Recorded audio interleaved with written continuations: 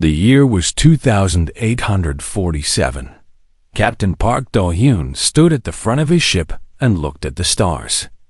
His vessel, the UES Eternal Dawn, was the best exploration ship that humanity had ever built. It had traveled far from Earth, going deeper into space than any human ship before. Do-hyun was a tall man with gray hair and kind eyes. He had spent 30 years in space. He had seen many strange things, but nothing had prepared him for what he was about to find. The ship came out of hyperspace with a flash of light.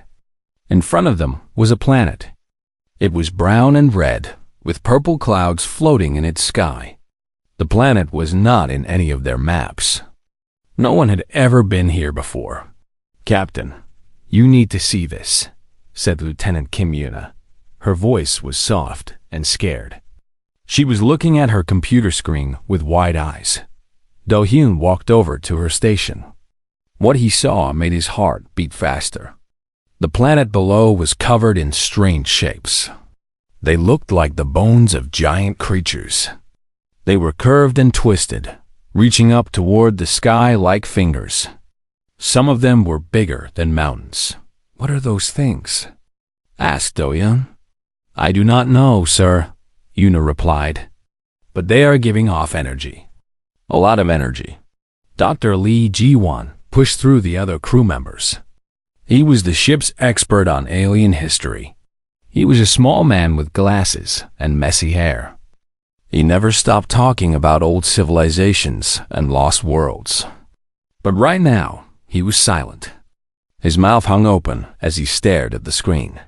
"This is impossible," he finally said. "Those structures are old.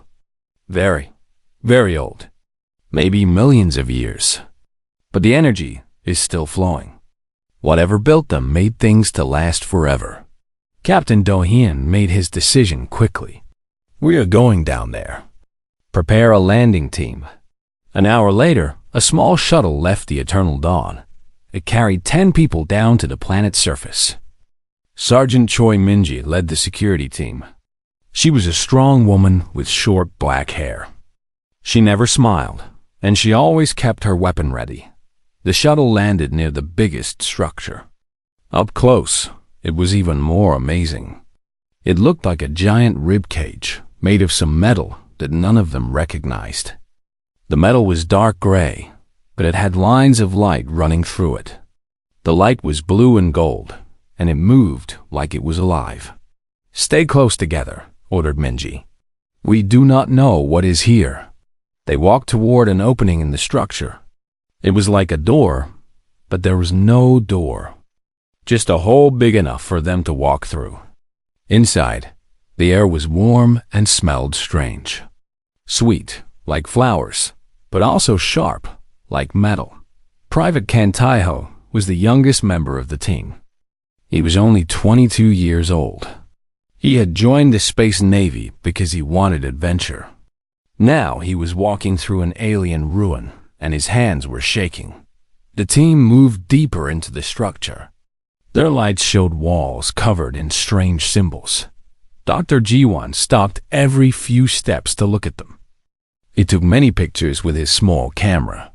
"These are not just decorations," he said. "This is writing. Someone left messages here. They found stairs going down." The stairs were wide and shallow, like they were built for creatures with very different bodies than humans.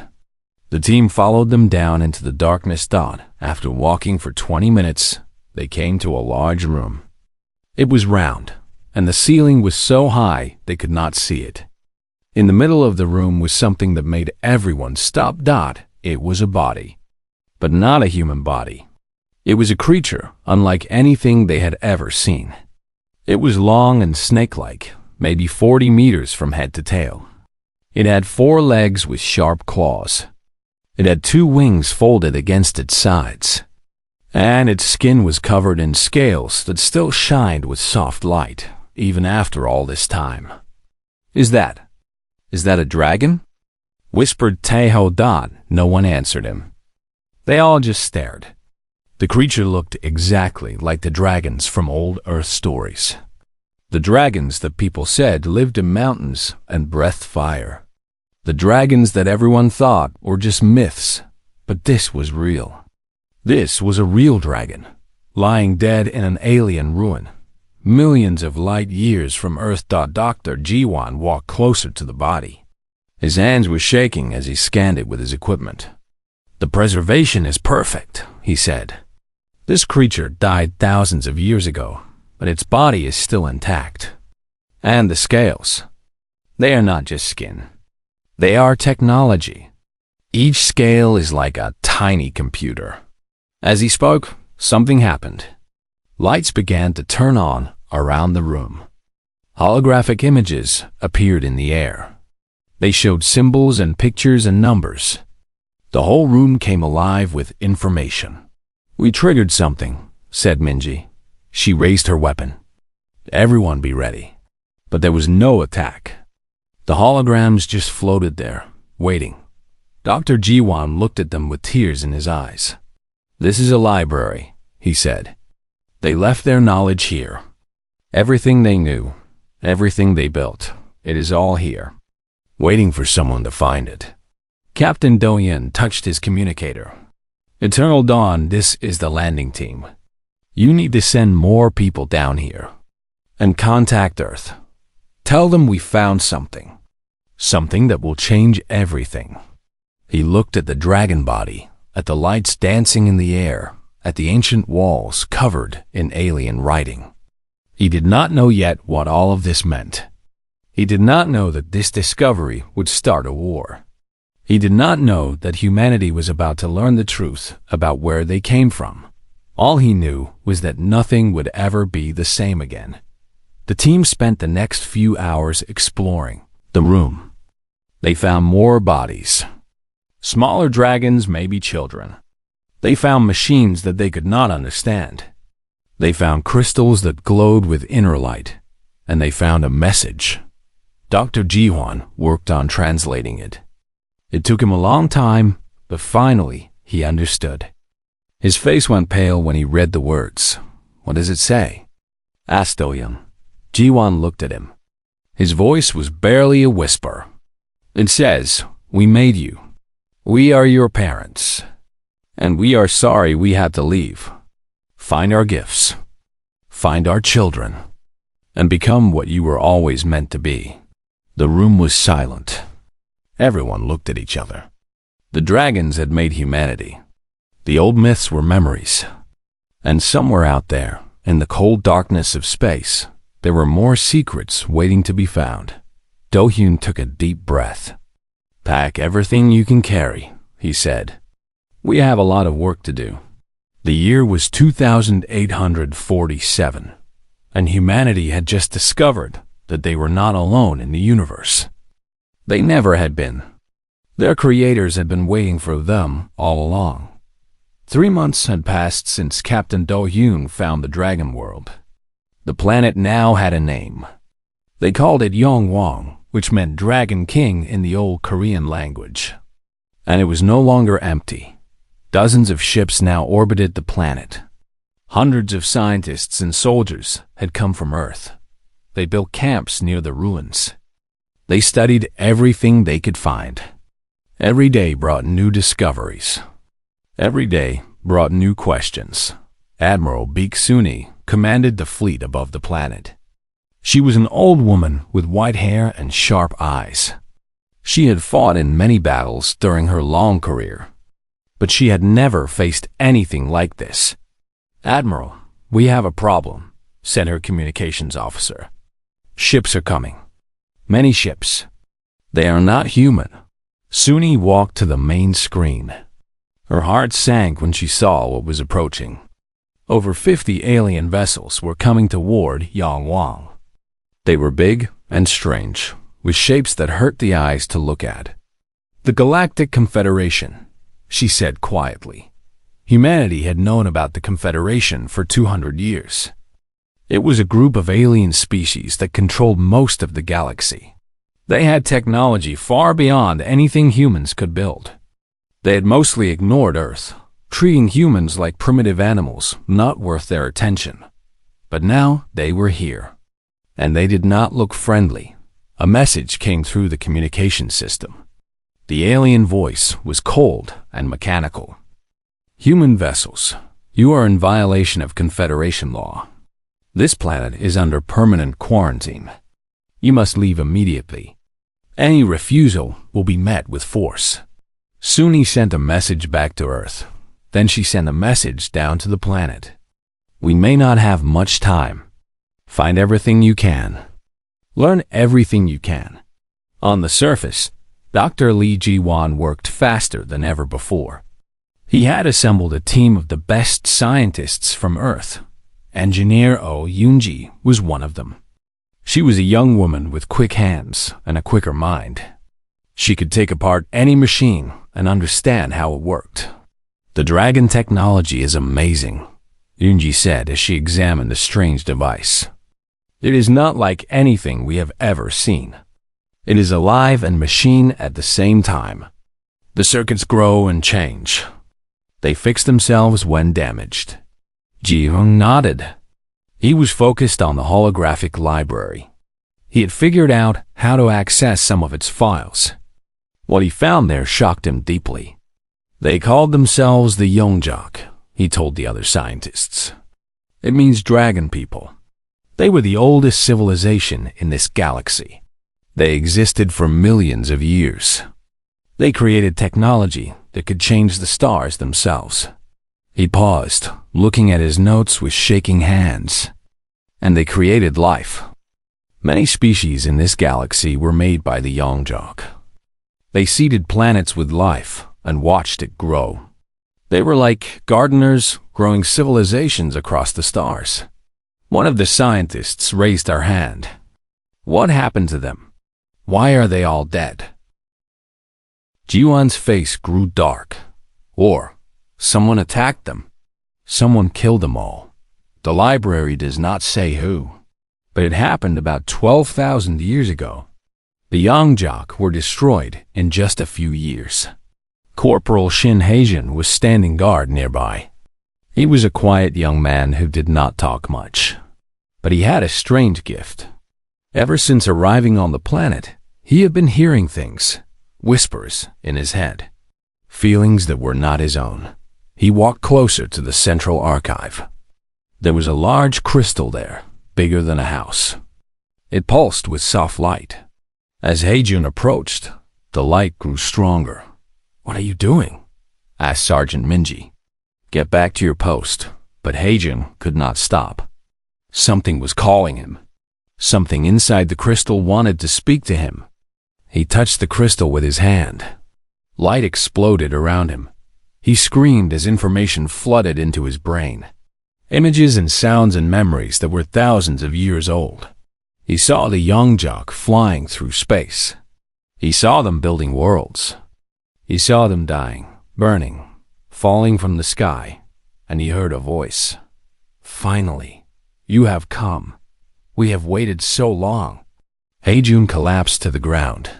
The other soldiers rushed to help him, but he was already speaking, and his voice was different now. Older, wiser, not entirely his own. "I am the last guardian of the Yongjok archives. I am an artificial mind, created to wait for those who would inherit our legacy. I have slept for 12,000 years, but now I am awake." Ji-won knelt beside the young soldier. "Who are you? What do you want?" "I want to finish what my creators started. The humans were our final project, our greatest work. We gave them our genes, our potential, our hope. They were meant to inherit everything we built. That is why we were destroyed." Everyone was silent. The Guardian's words hung in the air like smoke. "The Galactic Confederation," the voice continued through Haejun. "They were weak species once, primitive and afraid. They found some of our technology after we died. They used it to become powerful. But they feared what would happen if the humans ever found us. They feared you would become what we intended. They feared you would become the new Yongjok." Minji shook her head in disbelief. "Are you saying they killed the dragons to stop us from ever being born?" "No. They killed us for many reasons. fear, greed, jealousy. But after we were gone, they found the records of Earth. They found the truth about humanity. And they quarantined every young jock world. They hid every trace of us. They wanted you to remain primitive forever. Above the planet, Admiral Suni watched as more Confederation ships arrived. There were now over 100 enemy vessels. Her fleet had only 17 ships. A new message came from the aliens. This is your final warning. Leave now or be destroyed. The quarantine must be maintained. Suni looked at her officers. She saw fear in their eyes. But she also saw something else. Determination. Pride. Humanity had come too far to give up now. Send them this reply, she said. Tell them we are not leaving. Tell them this is our world now, our inheritance. And we will fight to keep it. On the surface, Jaiwan was still talking to the Guardian. Can you help us? Can you teach us how to use this technology? I can teach you everything. But you must hurry. The ones who killed my people are coming. They will try to destroy you too, but you are not helpless. The Yongjok gave you gifts that you have not yet discovered. Your DNA carries our legacy. Your minds can interface with our technology. You just need to learn how. Heijun stood up slowly. His eyes were different now. They glowed faintly with blue light. He was still human, but he was also something more. The Guardian had bonded with him, sharing knowledge that had been hidden for millennia. I can see it all, Hajin said. The power systems, the weapons, the ships they left behind. I know how to use them. I can teach the others. Jiwon grabbed his arm. Then do it. Teach us everything. We do not have much time. The work began immediately. Scientists and soldiers worked together. They learned to activate ancient machines. They discovered power sources that could run forever. They found weapons that bent space and time. And in orbit, the Confederation fleet grew larger. They were waiting for something. Perhaps more ships. Perhaps orders. But soon they would attack. Humanity had found its creators. Now they had to prove they were worthy of that legacy. The dragons had believed in them. They had sacrificed everything to give humans a chance. Now it was time to show the galaxy that their faith was not misplaced. The Confederation fleet attacked at 3 a.m, planet time.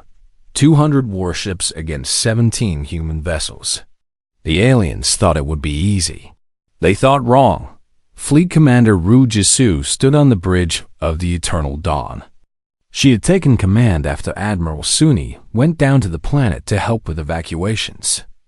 Jisoo was young for a commander, only 40 years old. But she was smart and brave, and her crew trusted her completely. They are firing, reported Communications Officer Ham Bile. Her voice was calm, but her hands were tight on her console. Jisoo watched the screen. Bright lights shot from the alien ships toward the human fleet. Plasma weapons, the most powerful guns the Confederation had. One hit could destroy a human ship. But the human ships were not the same as before. For 3 months, engineer Oh Yoonji and her team had worked day and night. They had installed dragon technology into every human vessel. The ships had new armor, new weapons, new engines. They were still human ships, but they were also something more. The first plasma blast hit the Eternal Dawn. Everyone on the bridge braced for death. But death did not come. Instead, the ship's hull glowed with strange light. Scales of energy appeared across its surface, just like the scales on a dragon's body. The plasma was absorbed into the ship. The energy became part of the vessel. What happened? Asked one of the officers.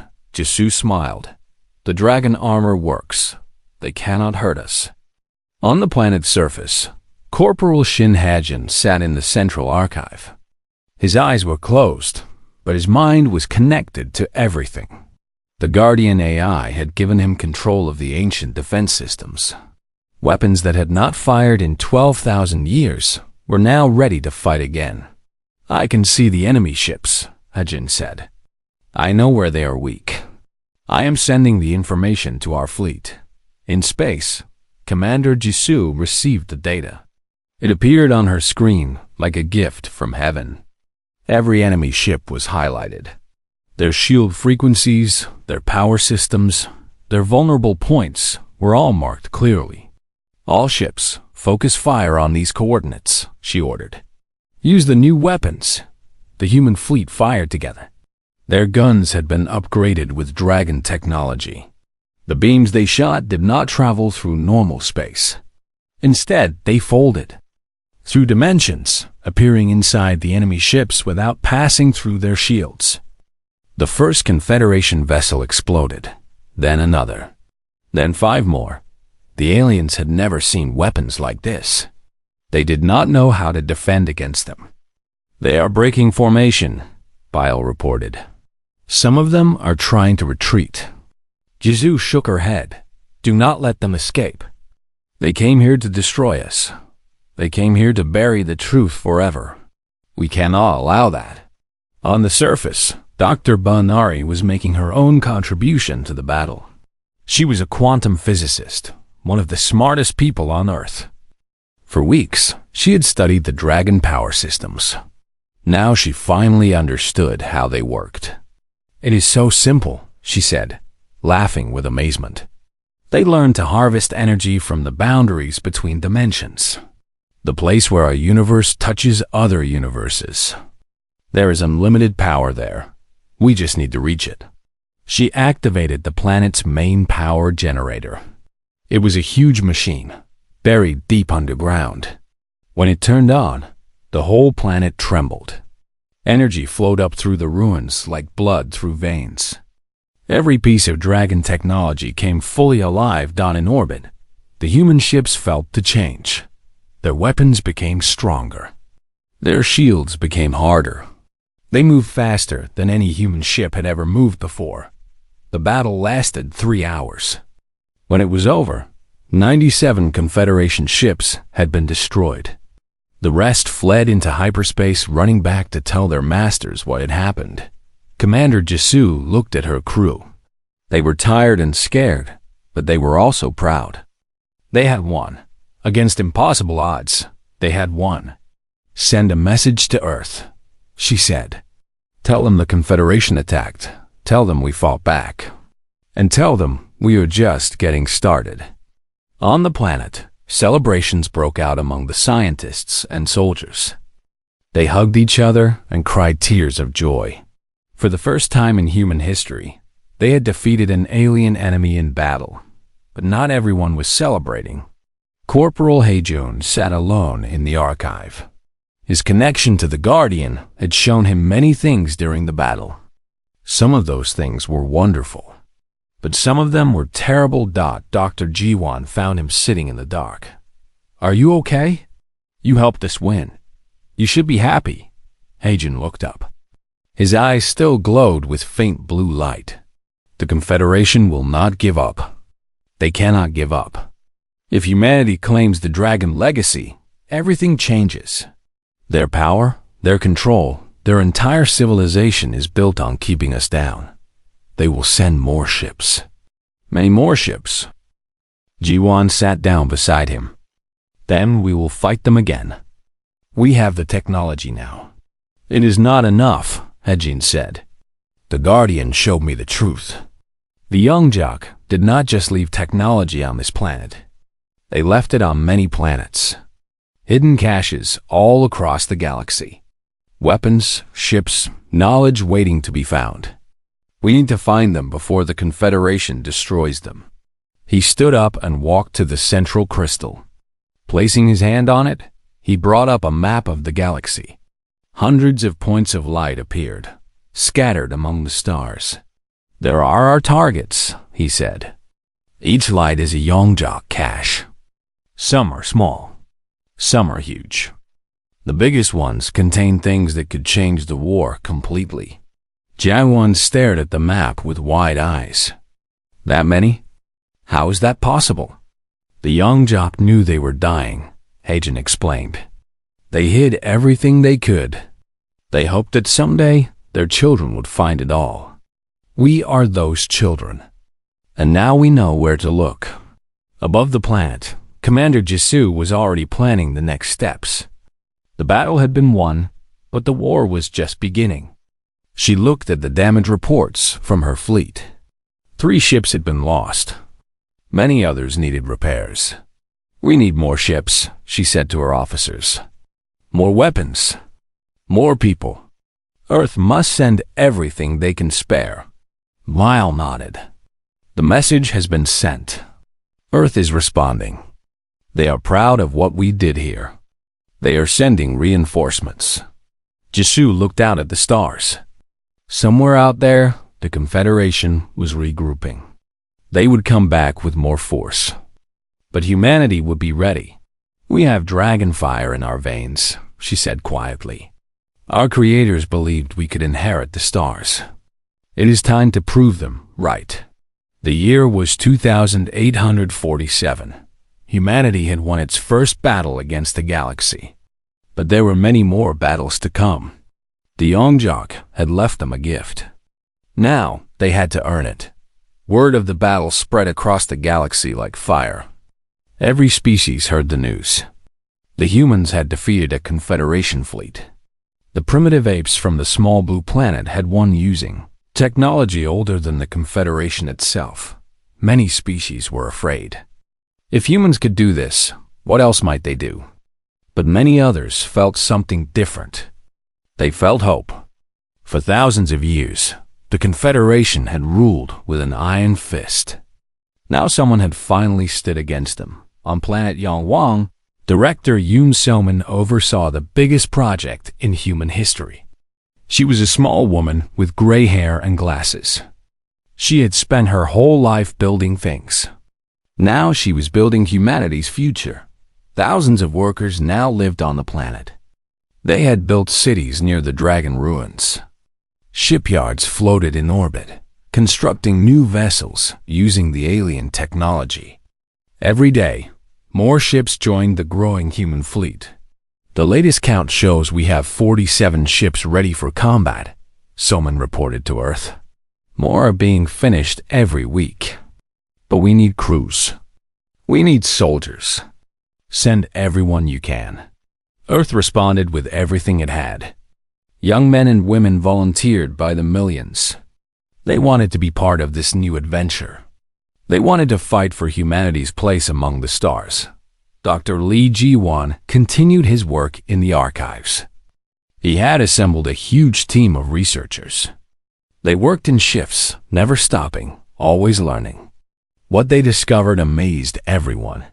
We have found records of other Yongjok worlds, Ji-won announced at a meeting of the leaders. The Confederation destroyed many of them, but some are still hidden.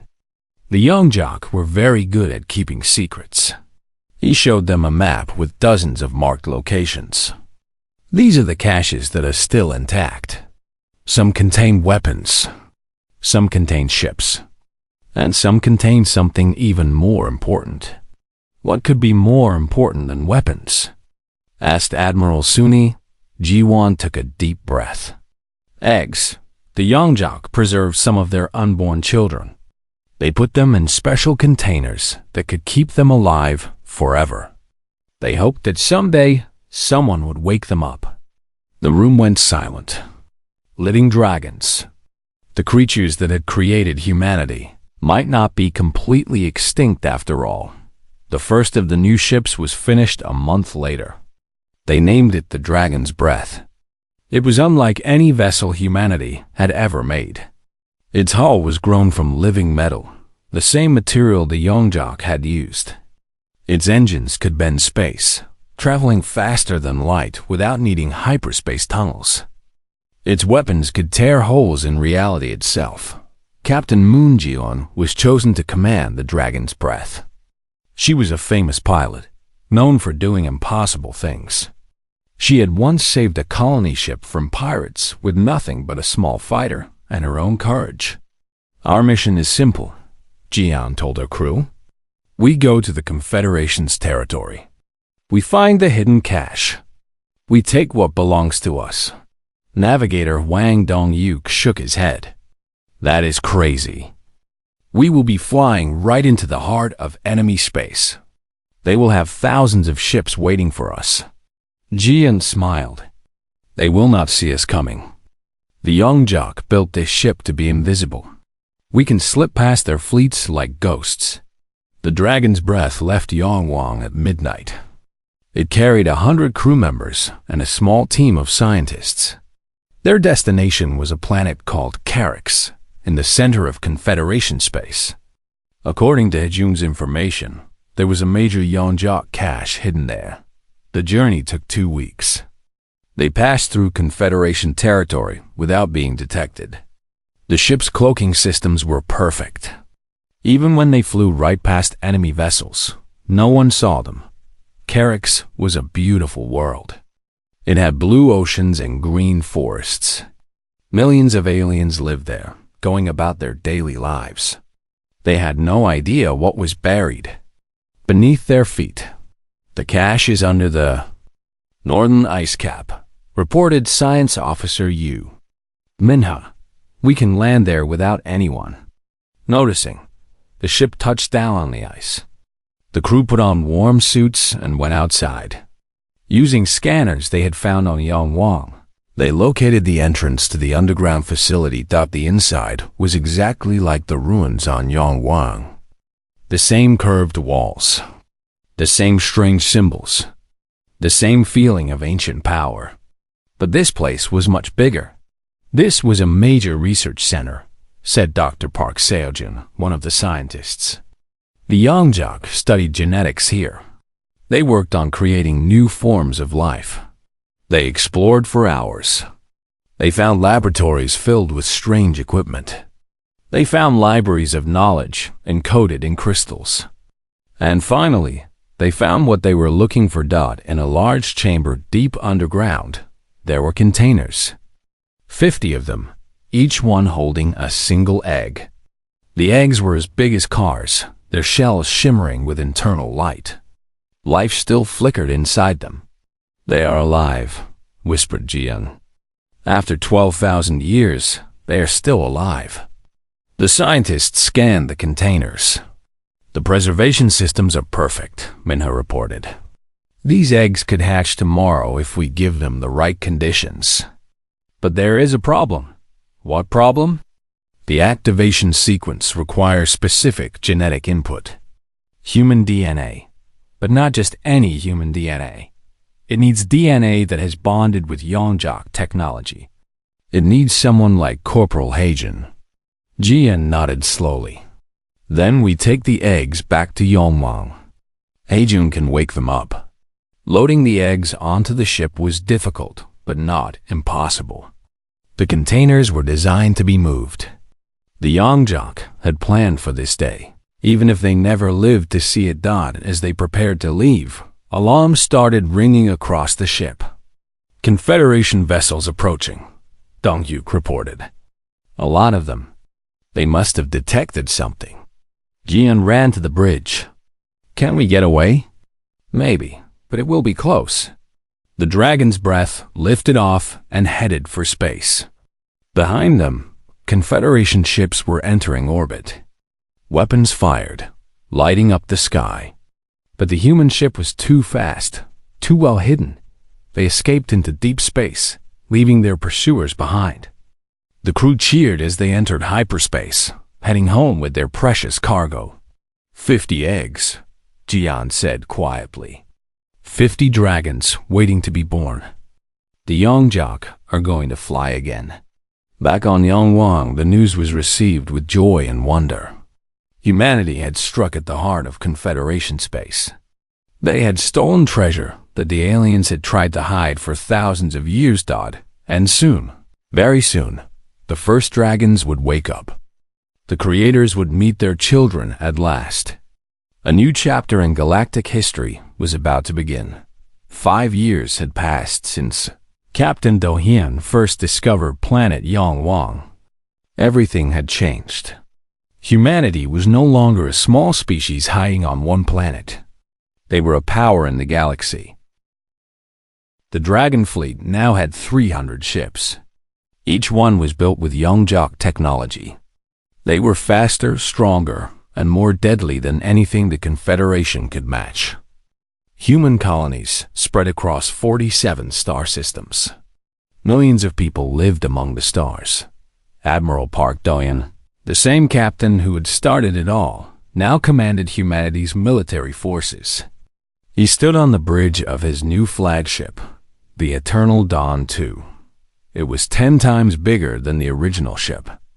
It carried enough firepower to destroy a planet. But today, Do-hyun was not thinking about war. He was thinking about something much more important. "The dimensional rift is opening," reported his science officer. "She is coming through." Everyone on the bridge held their breath. The space in front of the ship began to twist and fold. Light bent in strange ways. And then something emerged from the tier in reality.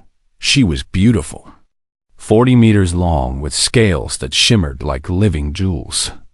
Her wings spread wide, catching the light of distant stars. Her eyes burned with ancient intelligence. She was the first Yongjok to fly in 12,000 years. They had named her Waryang. It meant magnificent dragon. Waryang flew alongside the human fleet. Her movements were graceful and powerful. She was not just an animal. She was a person, as smart as any human, with memories that stretched back before her birth. The knowledge of her ancestors lived inside her. "She is magnificent," whispered Do-hyun. Corporal Haejin, now promoted to commander, stood beside him. His eyes still glowed with the blue light of his bond with the Guardian AI. He could talk to Waryang directly, mind to mind. "She says she is happy to see the stars again," Haejin translated. "She says her parents would be proud of what humanity has become." More dragons had been born over the years. 50 eggs had become 50 living dragons. They grew quickly, learning everything the archives could teach them. Some were bonded with human partners, sharing knowledge and power. Others flew freely through space, exploring the galaxy their ancestors had once ruled. But today was special. Today, the human fleet was heading to the Confederation capital. Not to attack. To talk. Ambassador Im Chae-young had requested a meeting with the Confederation Council. After 5 years of war, both sides were tired. Millions had died. Billions more had suffered. It was time to find a different way. The Confederation capital was a massive space station, bigger than some moons. It floated in orbit around a red giant star. Ships from 100 different species filled the space around it. The human fleet arrived in perfect formation. 300 warships, plus Waryang flying at the front. The Confederation defenders did not attack. They learned that lesson already. A shuttle left the Eternal Dawn too, carrying the human delegation. Do-hyun went with them. So did Ji-won and Haejin and Ambassador Chae-young. And so did Waryang, shrinking herself down to fit through the station's corridors. The Yongjok had always been able to change their size when needed. The council chamber was huge. Representatives from every Confederation species sat in a great circle. At the center was a raised platform where speakers could address the crowd. The human delegation walked to the platform. Waryang followed them, her scales glowing softly. The aliens watched with wide eyes. Many of them had never seen a dragon before. Their grandparents had told them stories. Their history books showed pictures. But seeing one in the flesh was something else entirely. Ambassador Chae-young stepped forward. She was a tall woman with silver hair and a calm voice. She had spent her whole career talking to aliens. Now she would give the most important speech in human history. "We have not come here to threaten you," she began. "We have not come to demand revenge for what you did to our creators. We have come to offer a new future." She looked around the chamber at all the different faces. Some were afraid. Some were angry. Some were curious. For 12,000 years, the Confederation has ruled this galaxy through fear. Fear of the Yongjok. fear of what might happen if their legacy was ever found. But that fear was based on lies. The Yongjok did not want to conquer anyone. They wanted to help life grow. They wanted to share their knowledge. And that is what we want too. Murmurs spread through the crowd. Some of the delegates shouted angry words, but others listened carefully. We offer you a choice, Che-Yun continued. Join us in a new order, a true democracy where every species has a voice, where knowledge is shared freely, where the strong protect the weak instead of exploiting them. Or continue fighting a war you cannot win. She stepped back. Dr. Lee Ji-won came forward. He was old now, his hair completely white. But his eyes were still sharp, and his mind was still brilliant. I have spent 5 years studying the Yongjok archives, he said. I have learned things that would take normal scientists centuries to discover. And I have learned the most important truth of all. He paused, looking at the assembled aliens. The Yongjok did not just create humans. They created many of you too. Half the species in this room carry Yongjok genes. You are our cousins, our family. We should not be fighting each other. We should be working together, just as our ancestors intended. The chamber exploded with noise. Some delegates were furious at the suggestion. Others were excited. Old enemies looked at each other with new eyes. Waryong stepped forward. When she spoke, her voice filled the entire chamber. It was deep and ancient and powerful. My people made mistakes, she said. We were not perfect, but we loved our children. All of our children, humanity, the species in this room, the countless others scattered across the stars. We gave you life because we believed in you. We believed you could do better than us. She looked around with her glowing eyes.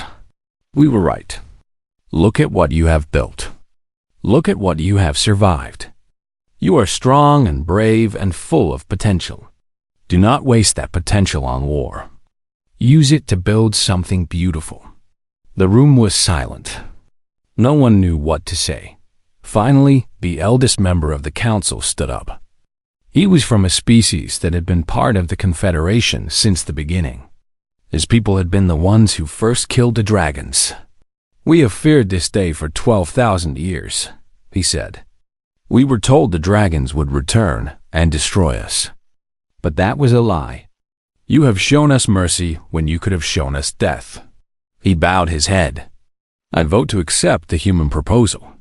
It is time for a new beginning. One by one, other delegates stood. They voted yes. Some voted no. But when the count was finished, the majority was clear. The Confederation was no more. In its place would be the Dragon Assembly, a new government built on equality and cooperation. Admiral Do-hyun watched the proceedings with tears in his eyes. He remembered the day he had first seen the dragon ruins. He remembered thinking that everything was about to change. He had been right. Everything had changed. And somehow, against all odds, it had changed for the better. Humanity had found their creators. They had claimed their inheritance, and they had used that power not to conquer, but to heal. The year was 2852.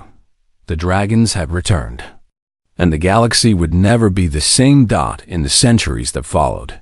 Humans and dragons worked together to build a better universe. They discovered cures for diseases. They found ways to travel to other galaxies. They created wonders that the original Yongjok had only dreamed of and in schools across the galaxy. Children learned the story of how a small species from a small planet had discovered their true family among the stars. They learned about bravery and hope and second chances. Some stories were more than just myths, the teachers said. Some stories were memories. And some stories were just the beginning. The dragons were home, and their children had made them proud.